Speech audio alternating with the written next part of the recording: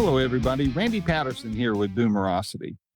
Obviously, you're a baby boomer, or you wouldn't be watching this program. So you know the great song by the Youngbloods called Get Together. Well, the voice behind that song was a gentleman by the name of Colin Young, who, of course, recorded, in addition to the Youngbloods catalog, a nice, stellar body of work and his own solo work.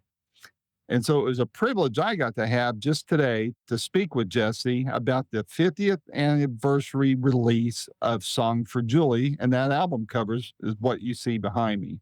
We had a great long talk. We reminisced about that album as well as the Youngblood work, especially Get Together. So what a thrill it was for me to be able to talk to this legendary, iconic man who made such a huge impact on the soundtrack of our youth. So I ask that you give this interview a full listen. I hope you share it with your friends. And I also hope that you subscribe to the YouTube channel or to the channel you're listening to via podcast and become a regular follower of Boomerocity. If you do that, we'll all be happy here. So without any further ado, here's my first interview with Colin Young. Until next time, this is Randy Patterson. Take care. Well, Jesse, thanks so much for taking the time to join me today. Well, my pleasure. So before we get into a whole bunch of questions that I'm sure you've been asked a time or two, and I try to make it interesting for you too, but first of all, how's the first of all, I want to thank you for all the years of great music, and from your earliest solo work to the Youngbloods to your later solo work till now. Wow. It must feel amazing to be able to turn on the radio every day and hear something of your work being played somewhere. Yeah, it is. I always said when they were passing out jobs, I got lucky. Because it's been a joy for me. And it's a dream, I think, of every musician to be able to make a living and not have to work. Because most musicians are really, the majority of us are part-timers, guys who play on weekends and stuff, who keep live music going. Yep. And I have been lucky enough to be a full-timer, and that's been a joy. Well, your music has been a joy. So thank you, like I said, for all the years of great music, man. It's I think you and your peers made the best music ever made. And I'm just glad it's part of my youth soundtrack and what I still enjoy listening to today. And now I get to talk to guys like you. So it's a double pleasure for me. Wonderful. So again, before we get into this new re-release, what's your post-pandemic world looking like these days, career-wise? We went out last summer. I went out with my daughter, Jazzy, you should check her out on Spotify, Jazzy Young. She is a wonderful songwriter and has a beautiful voice. She was the last. She's the youngest, and I've been waiting for a child that kind of carried my mother's voice, whom she gave to me and my sister, actually, but through. And Jazzy has a beautiful voice, like her grandma. And when we played together and we toured, I went out solo, and then Jazzy and I did some things together, and it was kind of. I had a feeling that touring for me may be coming toward its end. And I wanted, after making Highway is for Heroes during COVID, kind of revisiting solo, I wanted to take it on the road one time. And so we did. And it was a lot of fun. Just Connie, my wife, and I, and Jazzy, and our two dogs. And the two dogs, Connie would wrestle them while we were both on stage. I don't know how she did this. And bring them out at the end of the show, just to kind of show folks, it was family. It was a family style show. And then we got COVID in the middle of the tour, and we had to do some makeup dates. And we did some last September. Oh, and I got to play in Golden Gate Park. Oh, wow. Free, although they paid me this time, but they had the, and I played there a lot. That's what drew me to San Francisco. You know, the peace and love thing was really happening in the streets. People were smiling at each other. I was raised in New York. The people only used to smile there when they wanted to ask you for some money, on the street, strangers. But Right. everybody was smiling. And I said, these people can't all be high. There has to be something bigger than just dope. And it was. But for me to be able to circle back after, well, I moved there in 1967, so however many years that is, and sing to an audience that just came out to hear music, didn't have to pay for it. At this point, it's amazing. It's being funded by a very rich man who's passed on and left that legacy and enough money, I guess, and his kids are involved in it now to keep it going. The, not strictly bluegrass festival. It was the most beautiful tradition of that whole era. Yeah. And for somebody to keep it going like that and devote his fortune to it is written. Yeah, I feel the same way about it. It is a treasure. Yeah.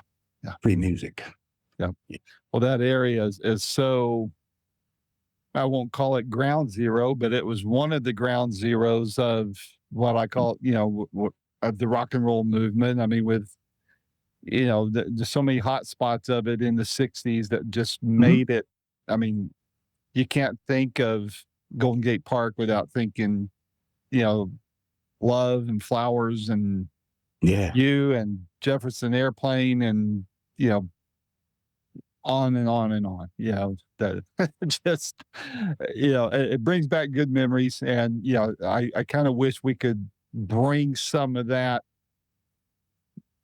heart back into today, for as far as across society. Yeah. I know it wasn't all peace because there were protests and such, but it would be kind of nice to have that frame of mind again, society wise. Yes, it'd be heavenly. It'd be absolutely heavenly because it was heavenly. It was a real, we touched down on June 15th. I had never been to San Francisco. I drove through it once at night on my way to LA from Vancouver when I was promoting my second album, which was called Youngblood. It was a folk album.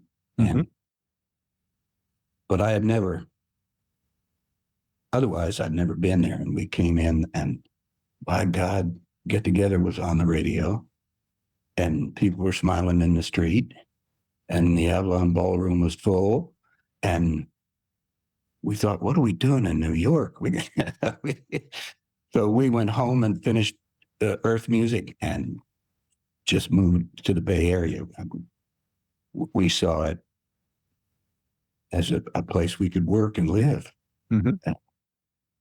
Well, for me personally, in addition to the music, one of the first interviews I did almost 15 years ago when I first launched Boomerociuty was with Sam Andrews, a Big Brother in the Holding Company. And I went up to his neck of the woods. I was actually out there in San Jose for a meeting for my day job. I worked for one of the tech companies there back then.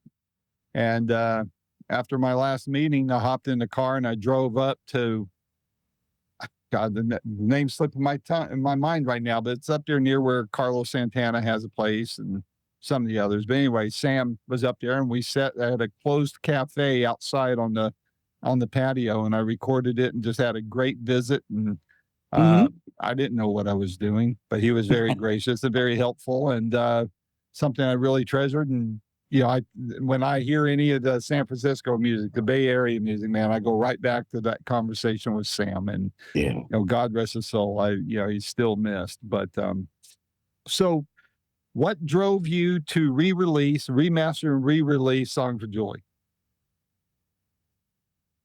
Oh, just to mark its 50th anniversary. It was such a turning point for me. We wore the Youngbloods out, and it was a kind of a slowly wearing. After a while, toward the end, we had a bass player come on so I could go back and play guitar, Michael Caine, who was a friend of Bananas from his Cambridge days. And then we began to just do albums of oldies in our own studios. And I started keeping the songs. I just felt like it was time to move on for me. And that we were almost like, this was like the end. That's why we were playing the songs that we were recording the songs we grew up with, like Speedo. And it's great. Banana did the yeah. So it was kind of fun, but it was reminiscing because we were wrapping it up. And with Song for Juli, I had started playing with my brother-in-law, Scotty Lawrence, keyboard player, and worked on an album that eventually was called Together. It was an acoustic album.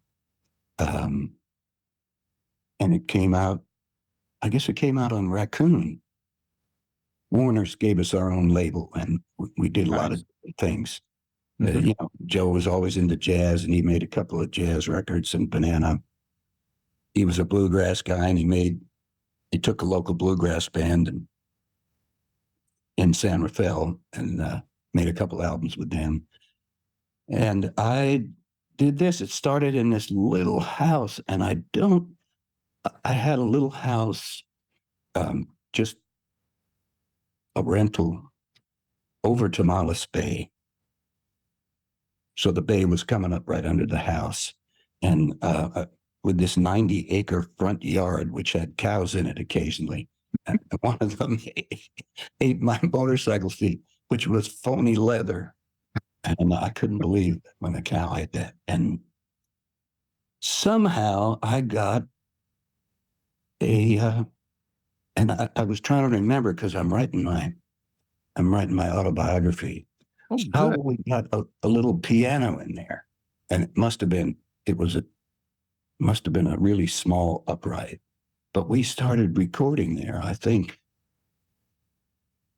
And I remember I had a 4-track, and the 4-track was as big as a fridge. Yeah. And Scotty and I started recording there, and I think we got Creole Belle and a couple other things. And then I began to build the Ridgetop House and the studio that came after. So that project kind of went on hold until we got the studio rolling, just the building was up. And I remember I graduated to an 8-track. Yes, eventually. And it was one that I could just plug mics into because I didn't have a board. So I would just plug 8 mics in. And at that point, I was recording with Jeffrey Meyer, who became my drummer. We called him Wolfman because he kind of looked like Lon Chaney in that. And so the 8 mics was enough, or we made it be enough. I was just playing acoustic guitar. I think I was just using Youngblood's stage mics, which were mostly 57s and 56s. I don't think I really I didn't have a condenser mic at that point. And yeah, so as we worked on that album, I think I began to drift away and think like I'm gonna have a new band with this. I'd been listening to Levon and I've been listening to Taj Mahal and thinking I want to do something a little funkier, that were a lot funkier than the Young Bloods. Mhm. And I think I want a saxophone. Ever since I heard Stan Getz play with Astrud Gilberto, Mhm. I wanted somebody to play sax like that Mhm. as a second voice to me. And I think I was ready for that. Mhm. And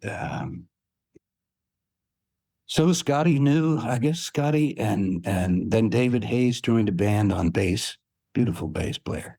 And they both knew Jim Rothermel, and they said, Jess, you should, let's get Jimmy out here and you should hear him play with us and see, you know. And I fell in love and I realized, okay, this is it. This is the new band. This is the new, and I had to bring the Youngbloods to an end. And Mhm. so we started on something new in this brand new little house that I built up there in the studio, and new fellas to play with, new sounds, and of course, I'm learning to be my own engineer. I always wanted to do this ever since when I first recorded at RCA in New York. They said, "Now, don't touch the board. You can't touch the board." Forbidden fruit. Yes, forbidden fruit. And I really think I said myself, well, someday I'm going to have my own board and I'm going to touch it if I want. That's right. I got Turn to all learn how those to touch it knobs. right. There was a lot to learn, but it was so exciting to be doing it and making tapes that I thought were good for beginnings, Mhm. not really knowing what I was doing, just loving playing with these guys. So we spent 9 months doing that, and I financed the whole thing. I just paid the guys because we spent a lot of time in the studio, and I don't know how, but we didn't have to pay for studio time. And took 9 months on and off to make that album. And then, because I wanted to get the sound down, and then I wanted to find a label that really loved it. Mhm. Mhm. So Geffen was interested, Clive Davis, and Warner Brothers. So I had it's funny. First I went to see David Geffen. Always admired him, and he was our Youngblood's first agent. And he, Mhm. I guess, he was running Elektra then, Elektra Asylum, maybe. Mhm. And he said, "Geez, I don't know, Jess. There's you use cheap echo." I said, "Geez, that's all I that's all I can afford. I'm building a studio." And he said, "There's no hit on this record, so there's no obvious hit." And then I had a meeting with Clive, and he liked it, but I don't know whether he seemed that enthusiastic. There's something about Warner Brothers would, after I met Mo and Joe, I kind of went to them last. And did I already have yes, I already had a relationship with them through Raccoon, because they had signed the Youngbloods to get me. Right. And now that I was going to go solo, I don't know, I felt at home there. Mhm. And that's probably why and they actually had the first label I was at that had an artist support, a whole division of just support for artists Hmm. and what they're doing, their touring and their, I'd never known a label that really had that besides publicity. Yeah. They were wonderful. That was a great place to be. Very cool. Well, in putting the re-release together, did some old memories come back as you were doing this remaster, this re-release? Was there anything yeah. that's like, oh yeah, wow, I remember this now. I'd forgotten all about it. Anything like that happened with you? Lots like that happened. I just wrote 3 pages yesterday for my autobiography on how we figured out how to build this building. So the Youngbloods were very kind of modest moneymakers. Mm-hmm. And all of a sudden, and in 1971 or something like that, 69 Get Together was re-released and was a gold record. Mm-hmm. So I wrote the song on the flip side, Beautiful. And I got this check for 25 grand. I mean, I'm drawing maybe $300 a week from the Youngbloods most of the time, except for record royalties. So I thought, wow, I'm going to build a house. And I found somebody who could build a house for that kind of money. And in the end, I had to borrow a little, but not much. Mm-hmm. And then as the house was being finished, Three Dog Night put out Sunlight. Mm-hmm. And I got another check for 25 grand. I said, I'm going to build a studio right down there next in this little gully.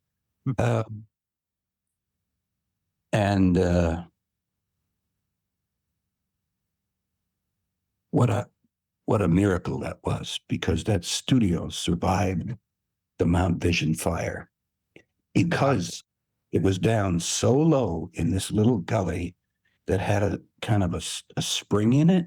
Mm-hmm. So it's wet, and it was low, and above it, the forest was burning with all these 100-foot trees. I asked a fireman, how can there be 4 scorched boards on the deck, and my 4-story house is gone?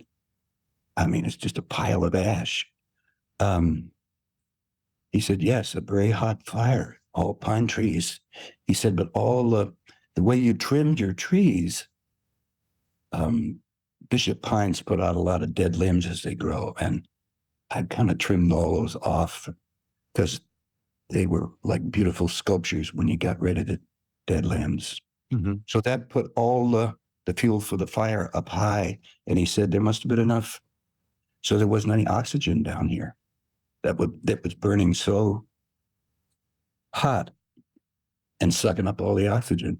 So because when I walked in there and days after the fire and saw the forest, the whole ridgetop is just smoldering ash with these, with these 12-foot stumps left that were still smoldering that used to be 100-foot trees.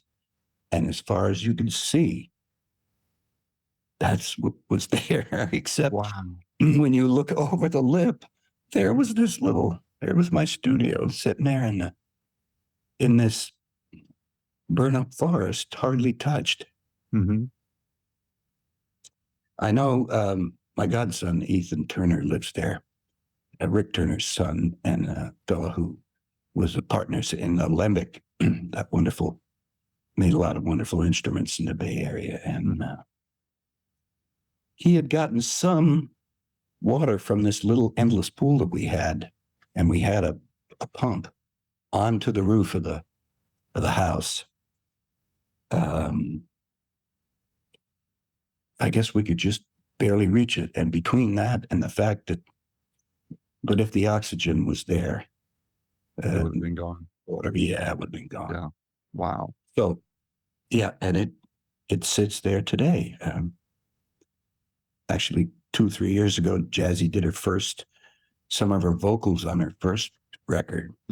She did them up there with Ethan being her engineer, right on the ridgetop. Wow. Very cool. By the way, Ridgetop, I think, is my favorite song on the album. I love that song. And I didn't know the story behind it until you just shared, the story of Ridgetop and all that. I mean, I felt like it was obviously autobiographical, but hearing your story just now just kind of fleshes that song a lot more to me, So Yes, thank you that's for sharing. really, it's funny. One of my friends, a fellow who I played with in the basket houses, a man named Caesar Peters. He and I did a duo there when I was learning, and we had a rent strike and could afford to live on $10 or $15 a day. And he said, "This is you. This song is the you that I know. A little tough, I'm telling people I'm going to make sure that the squirrels and I will be left alone, and keeping the tourists at bay and so on and so forth." He said, "This is you, the way you love this place, and that little bit hard-nosed New York attitude of yours." He said, "This is more like you than some of your more romantic stuff." Mm-hmm. So, yeah. Well, cool. What's it's been out a little over a week now, or close to it. What's the feedback back to you with the re-release? How is it? I mean, is it you getting a lot of nostalgic messages back to you from fans and family and friends? Yeah. Yeah. It's been lovely. It's there, and it's wonderful to celebrate it because it was the beginning of a whole new career for me. Wow. What do you think?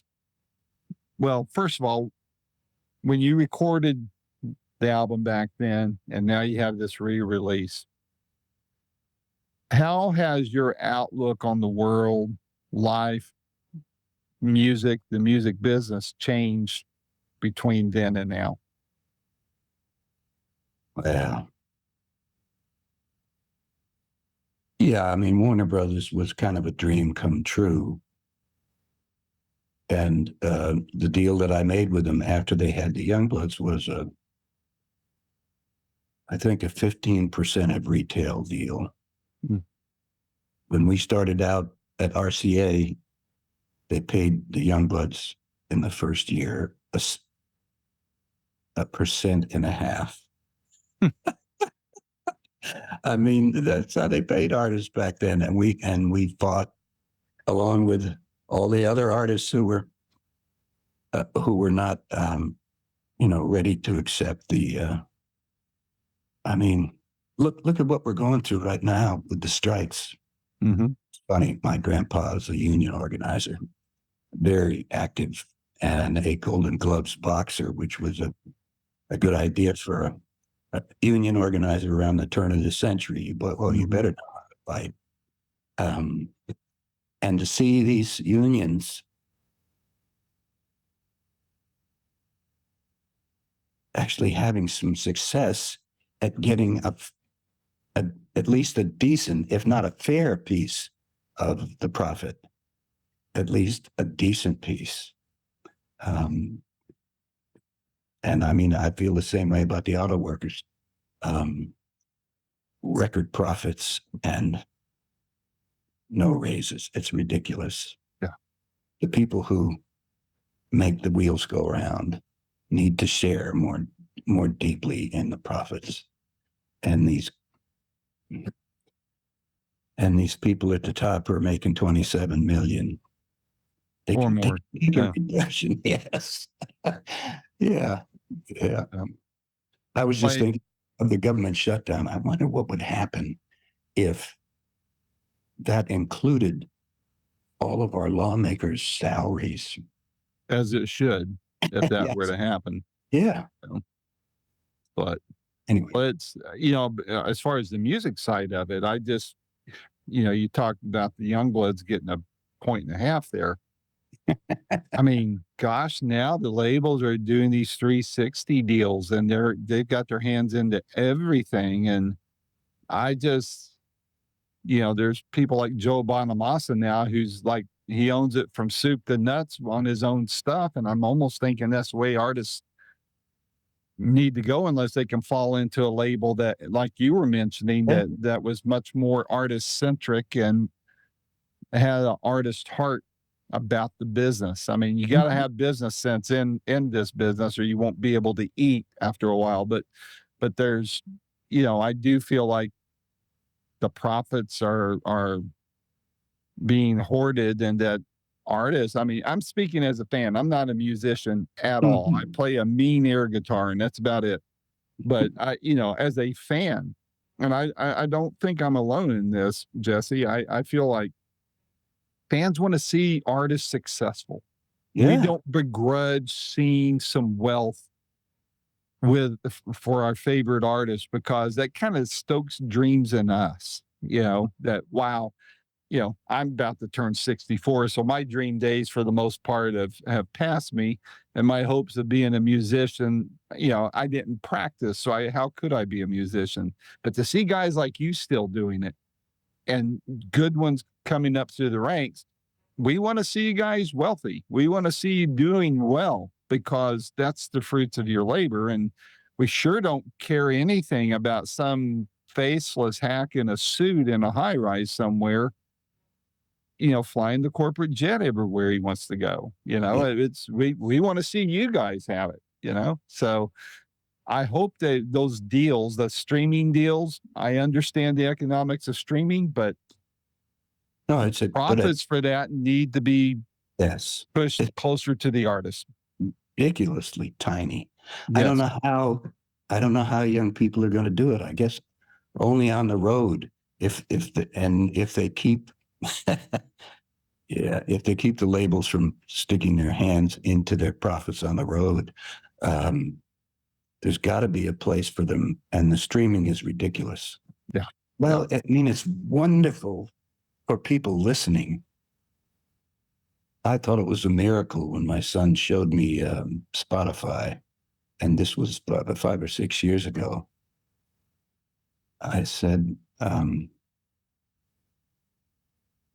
"You mean I can listen to these old blues guys just like right now, right here in the kitchen? I don't have to, most of my records burned up in my house. I never replaced a lot of them. Uh, and I thought, oh, that's amazing. Um, but the cost of it for musicians is, I mean, at 15%, if I could sell 300 or 400,000 records, you know, I was making probably close to $1 an album, Mm-hmm. um, or at least 75 cents or something. So that was enough money to pay for studios, buy some new microphones, pay Mm-hmm. all the guys. I mean, I had in that band, eventually Rainbows Inc. was, um, it had insurance for all the guys in the band, their wives and their kids, Wow. the bookkeeper and his kid. And um, yes, and also, and profit sharing put aside for all of us um, in IRAs. Mm-hmm. Mm-hmm. So yeah, with the Youngbloods, it was all um, everything was equal. Mm-hmm. With our manager, with the booking agents, even had a piece of the deal. Good Lord! And by the time it trickled down to us, perhaps that's why it was so. And that was the right thing to do at that time. But I'm really, I like to sail my own ship, and I do better with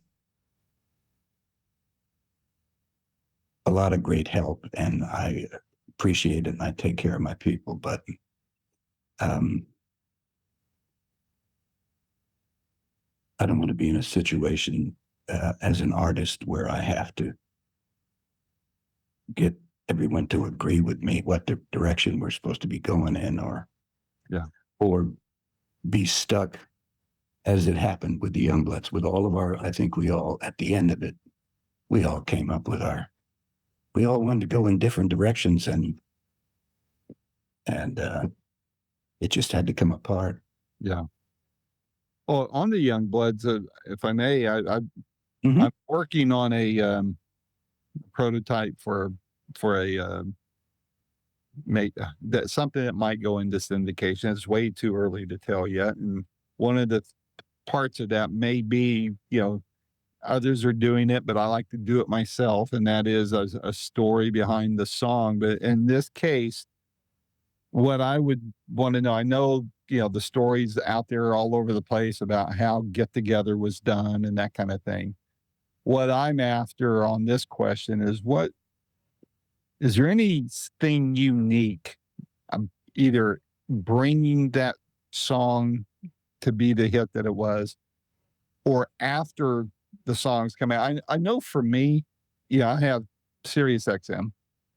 They should pay me for that plug, by the way. And then they go, I can flip through the channels, hit the oldie station, hit, all the different ones. I have my presets. And I mean, Jesse, a week doesn't go by that I don't hear Get Together. I mean, it's one of that stable of just all-time great classics that come on and you just feel good when you hear it, And so I'm curious if there's any unique story, either prior to its recording, during the recording, or after, that you like to share tied to that song. Anything cool, any fan story that has come to you, any unique something tied to that song? Well, it's what I went through. That song changed my life completely. Mm-hmm. Youngbloods were playing at the Cafe a Go-Go, and we would open for whoever. Mm-hmm. I mean, I got to open for Muddy Waters, and Wow. Yeah, that was the thrill. I bet. Who was playing harmonica with him then? Oh, and we became friends. I started seeing him on the road. I forget. Oh, darn. Well, so I was in the Village on a Sunday walking home, and I thought I would pop into and we were being paid $20 a man for those shows. And most of us had wives, and Corbett had a kid, and so that wasn't, but it was a free place to rehearse. So we were sharing with the Blues Project. We would share the rehearsal space. So 3 or 4 days a week, we would have the whole day until maybe 5 o'clock. Nice. Yeah. And we had the stage and the monitors. We learned how to turn all that stuff on ourselves. Mm-hmm. When we didn't have a sound man. So I went, it was 2 flights down. I went down the first flight to the Go-Go from Bleecker.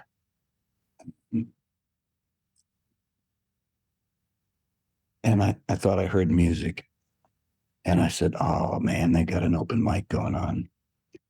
And I normally would have just turned around and gone home and practiced, because I'd only been playing bass for about 30 months. So I was doing a lot of catch-up practice on the bass, because I had never played before. But we couldn't find a bass player. So I just, I looked at McCartney and how he was doing it with the Beatles. And I thought, well, it must be able to be done. It felt a little foreign to me at first, but maybe that's because in my vocal style, I often dragged the time, and I wondered how that would work with a bass player, but somehow I guess I made it work. And for some reason, and the reason was that Destiny was sitting there saying, Jesse, you need to go down. Something's going on. You need to see it. So I went down, pushed through the beaded curtain there, and there was boy, this is the worst time of the afternoon for memory. Fuzzy Lenhart singing Get Together. And the song just went through me like an arrow. And I felt like I was in a movie about the Bible or something, and clouds were lifting and the sun was coming out. And I mean, it was wild and psychedelic, and it involved no drugs, just music. And that song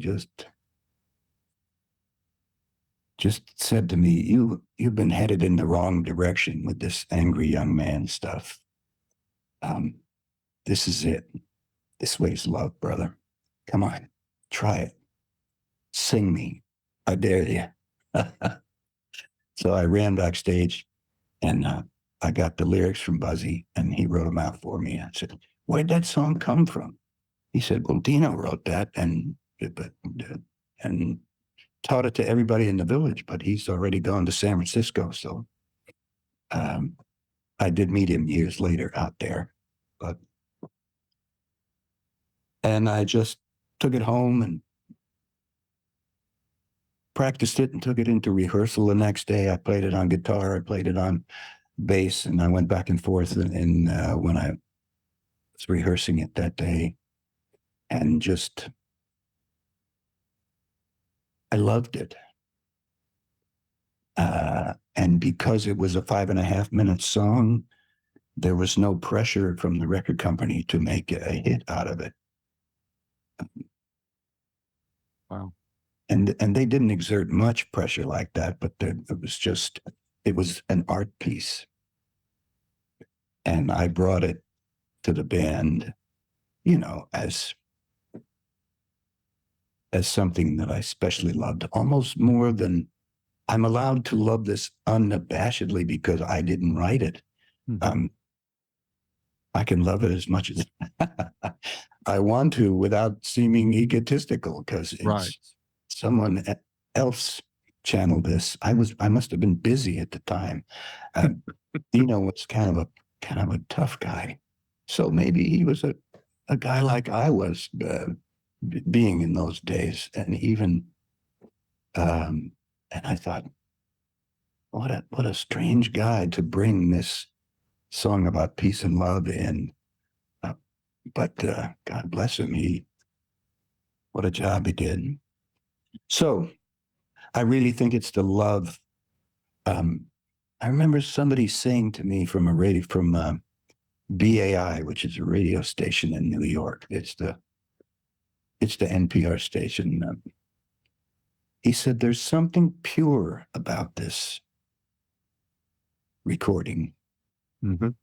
He said that the other recordings of this song, because of, Kingston Trio recorded it. It made it sound a little like the Sloop John B. And the Airplane recorded it, and the Mata Hoople, and and I think that purity is that I think the way they play together, I think at least Jerry and Banana, who were not the best of pals, but they play so beautifully together on this. I think the love that the song brings forward, plus my love of it, the way that we brought it, Jed, it just the band really came together. I wouldn't be surprised if Joe loved it too.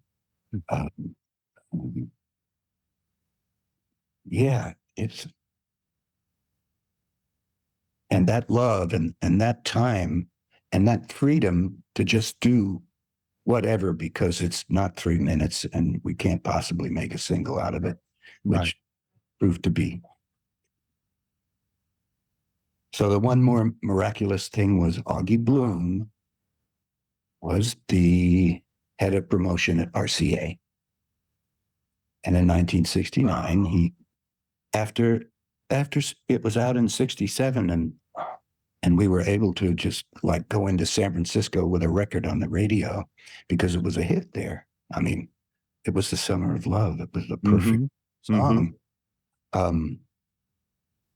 He went back to them in 1969 and said, the country is ready for this song now in June. And he said, I want to re-release it.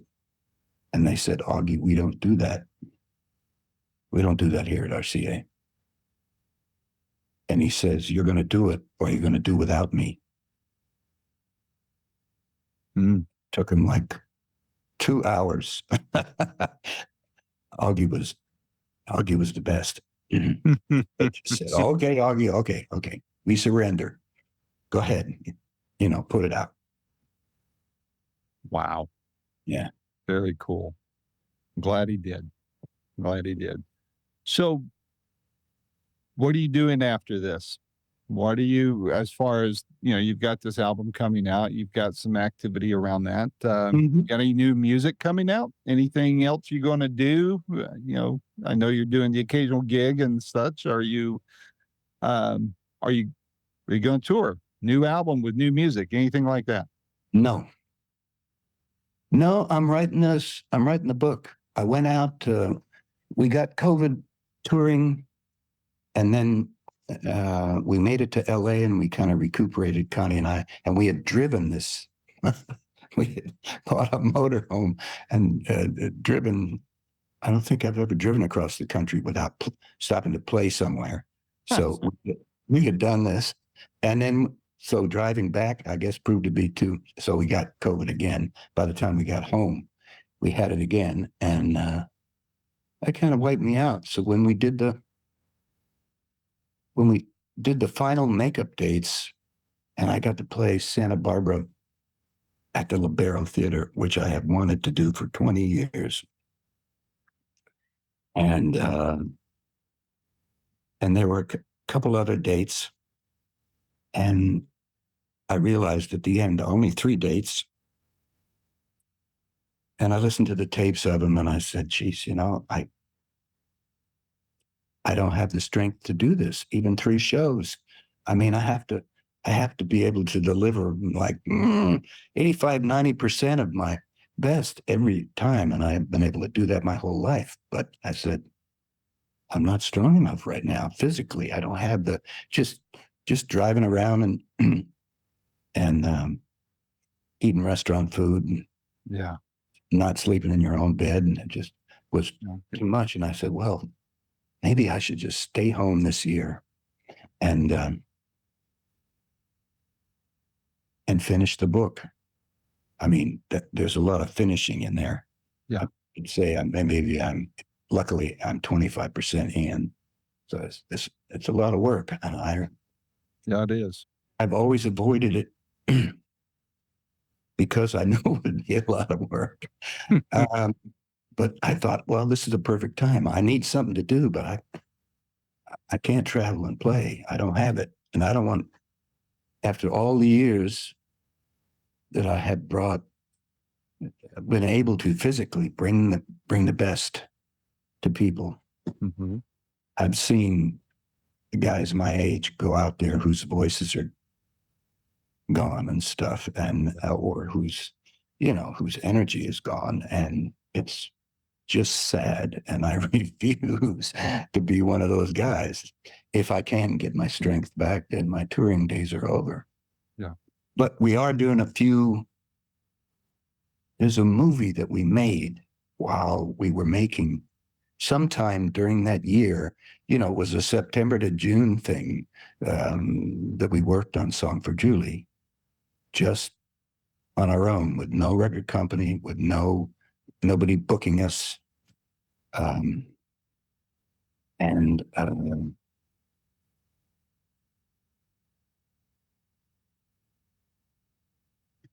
forgot where I was going. A movie being made? Oh, yeah. So my neighbor, the architect who designed my house, lived right down the road. And he said, I want to make a movie of you guys, and we're going to put up the money. And we are going to hire Hiro Narita, who was in the Bay Area at that time. I don't know whether Hiro's exactly my age. I just finally got a hold of him. He's in Petaluma now. And because we're going to show the movie, we never released it. It's like a very sweet documentary. You know, we had little kids. We're living on this ridge top. The band is like a family. Mm-hmm. He thought that was worth making a. He almost said, "Couldn't you get in a fight with your wife or something? We got so much sweetness going on." He said, "Yeah, that happens, but we're not doing it on film." And yeah, so he made this 55-minute movie, and it's I haven't seen it in a long time. I can't wait to see it again because the kids are so little and so cute, and there's probably some good stuff in there because it was such an exciting time. Mm-hmm. So we're going to show the movie in San Francisco at the there's an art center. And I haven't learned the name of it yet. We're in LA at the Grammy Museum. Oh, cool. And then we do a Q&A, I guess, and then I play, 4 or 5 songs at the end, acoustic. Mm-hmm. So we're going to do those 2 things and a couple, and then go to the library. This is like, part of this is me wrapping things up. I understand. Yeah. And there's some interest in the state library of having, so much of this music was written in California, mm-hmm. I've been making in Sacramento, of them making a little Jesse collection of the records that we did with the Youngbloods and myself, and mm-hmm.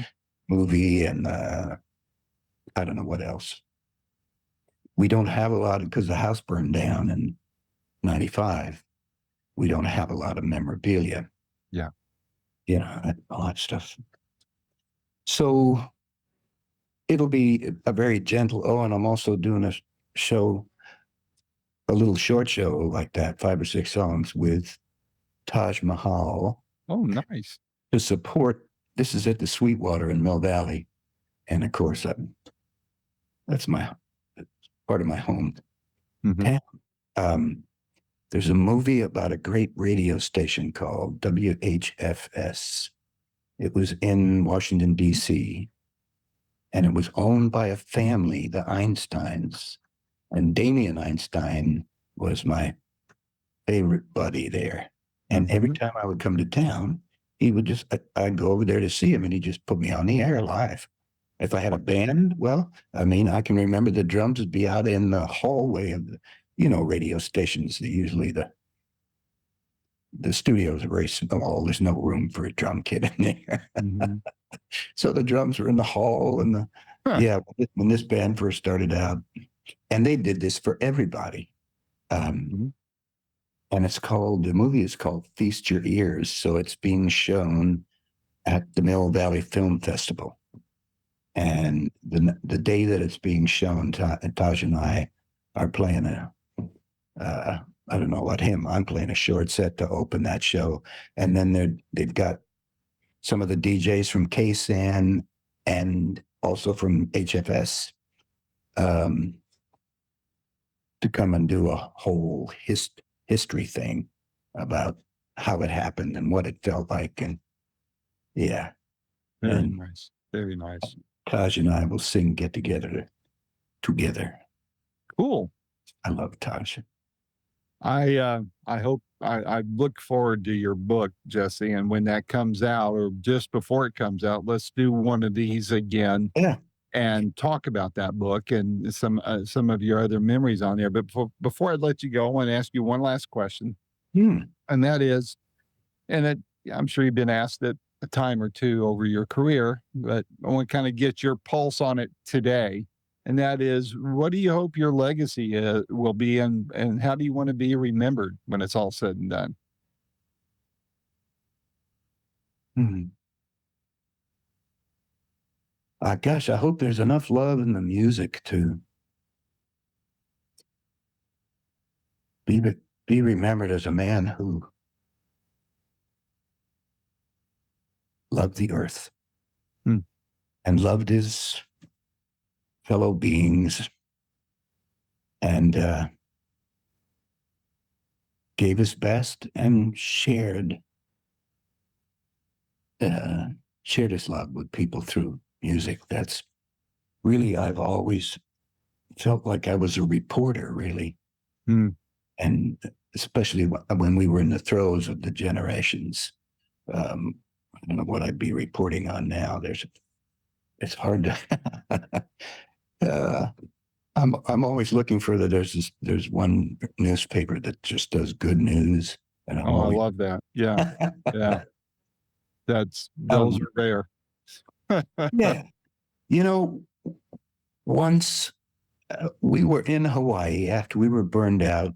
We had this little house in Hawaii, and we moved there. We were so lucky to have a spare house. Boy, when your house burns to the ground, you lose everything. It is, man, it's like being run over or something. It's Mhm. tough. And I remember Connie went out and bought a backpack. She said, "God damn it, I'm not never going to own more than fits in this backpack again," because she had just spent 3 years redoing my little modest house and making it really beautiful Mhm. and adding a guest house. And God, it all just it disappeared in that fire, Mm. just into a pile of ash. Um, and where was I going with that? I'm sorry, I lost. That's okay. We're talking about remembered and legacy. How you want to be remembered in your legacy. Yeah, yeah. So I'm in Hawaii. Go start wall school. And says, "Okay, we've got a great Waldorf kindergarten. Let's Waldorf school K-8." And so the kids and I would, "Oh, where's mom?" And one of them would say, "She's in a meeting." And we all laughed, because takes a lot of meetings to build a Waldorf school. Mm. So I did a lot of laundry in those days, and especially in the first year, she asked me not to go on the road after the fire for a year, stay home and get the kids, because here we are, all of a sudden we're living in Hawaii, and their friends are across the ocean, and Yeah. they're making new life, and it turned out to be a pretty cool life. But so I'm home, I'm doing the laundry. That's my favorite part of housework. I like, and I'm folding the laundry. I'm under the house, and I'm thinking, wow, this needs to be done. This laundry needs to be done, and peace needs to come.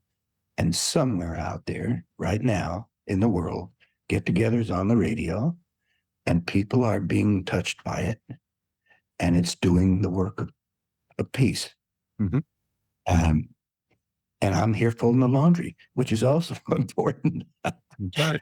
Uh, Hmm. yeah. I think I realized then that I had done it, that if only that song survives of all my work, that um, what a wonderful legacy that song is. Absolutely. Yeah. Absolutely.